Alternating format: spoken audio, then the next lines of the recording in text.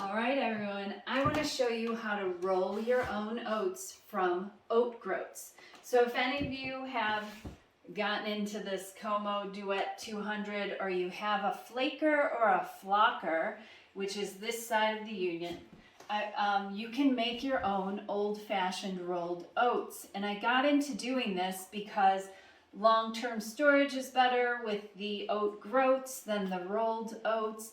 Also, I started milling my own grains in a year and a half ago so that I can include the germ of the wheat, because that is removed even on whole wheat flour. And I keep moving forward. I've been practicing a protective diet a very long time, so I just keep progressing with my nutrition. And a year and a half ago, I received the wisdom that my whole wheat flour wasn't really whole wheat flour. It was missing that germ, and that germ is responsible for a lot of things. One, making that whole wheat a whole food, but also it helps to promote autophagy, cellular protection and recycling in our body.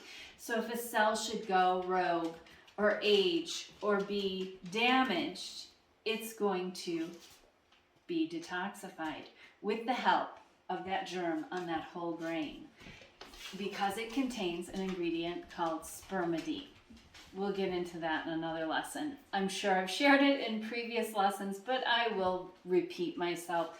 But we're talking about flaking oat groats in this video. And here are my whole oat groats. And on my canister, I wrote how much I need for this cookie recipe, because that's all I've been doing is making these cookies for Jerry. And I need 270 grams.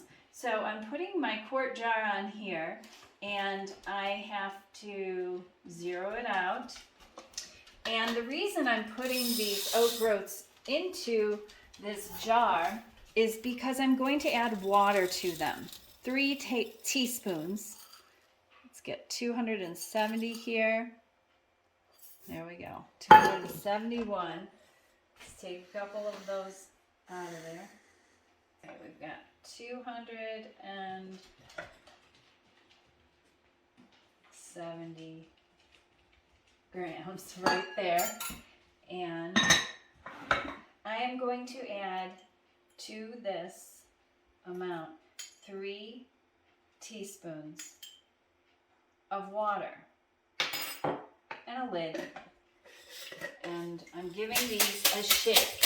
And the reason that I'm doing this is what we would call soaking the whole grain, so that when I flake it into a rolled oat, it's not dusty, it's very thick, because I like thick cut rolled oats. The other tip is, if you have the Como, I want to show you the under the hood here. We have fine and coarse, and I have mine set all the way to the coarse, just slightly past it. And that's going to give me nice, thick cut rolled oats. And I have these soaked overnight, or with the 3 teaspoons of water to my 270 grams of whole oat groats. And I'm putting them into here, half at a time.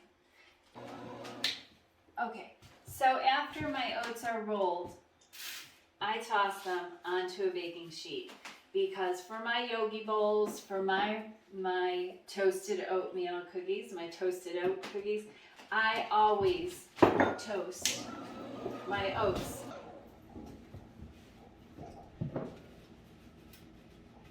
And then these take just about 10 minutes when I'm preheating my oven to make the cookies. So set a timer and just pay attention to the aroma, because these are going to smell amazing in a very short period of time when we toast them in the oven.